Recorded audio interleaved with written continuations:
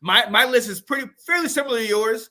I don't think we can go anywhere else, especially after the combine. But with the number one, but Osiris Torrance, the 6'5", 347, just moving guys. Massive human being. He has the perfect balance of the size, the speed. He's nimble, you know what I mean, and still can maul you. You know what I mean? That's exactly what you want on your inside.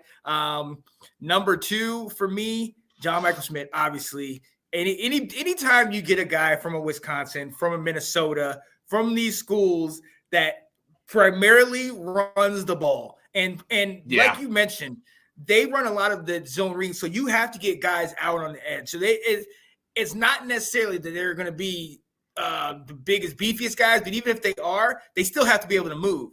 John Michael Smith is 6'4", 320.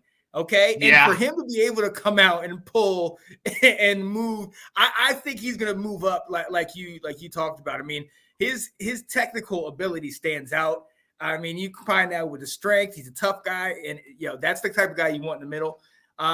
Number three for me, going to USC, protecting this year's Heisman Trophy winner at 6'6", 325, Andrew Voorhees, man. I think he's going to get in the second round, but I love his frame. I love his build. And I'm going to be honest with you, and this isn't any kind of analysis. I love hearing about big guys coming out of USC. You know what I mean? Yeah. Yes. We know anybody that knows the history of USC, it was student body right, student body left.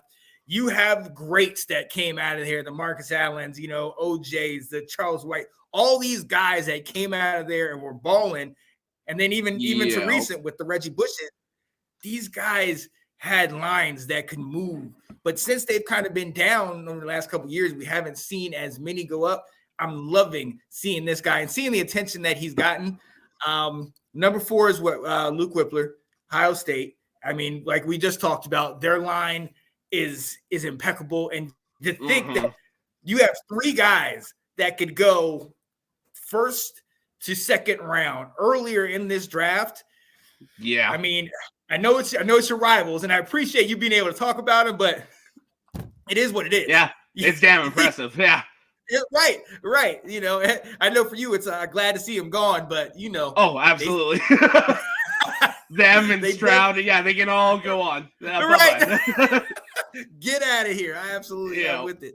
And so my five, there's been a guy that's been moving up, and he's one of those. He was one of those in the national championship game, and he came from school we're not all as familiar with, but Texas Christian, TCU.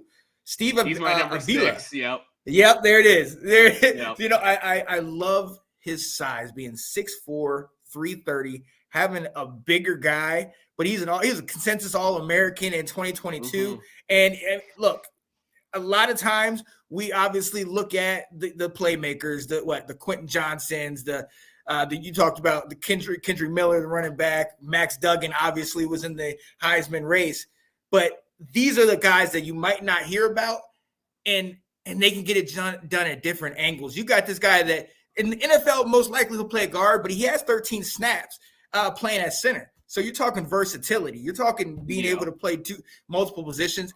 That's absolutely huge. But like you said, with yours and mine, my 6 was your 5 or your 4. You know what I mean? It's all in the same. And Andrew Voorhees was in my top 5 until he tore his ACL at the combine.